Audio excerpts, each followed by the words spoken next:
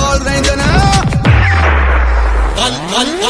ਗੱਲ ਸਾਡੀਆਂ ਸੀ ਮੈਗਜ਼ੀਨਾਂ ਪੜ੍ਹਦੇ ਖਿੱਚ ਗਨਮੈਨ ਜਿਨ੍ਹਾਂ ਨਾਲ ਰਹਿੰਦੇ ਕਰਮ ਨੇ ਖੂਨ ਸਾਡੇ ਆਪਣੇ ਕਾਨੂੰਨ ਸਾਡੇ ਟੌਪ ਉੱਤੇ ਸਦਾ ਸਾਡੇ ਨਾਮ ਰਹਿੰਦੇ ਨੇ Hello, hello, hello.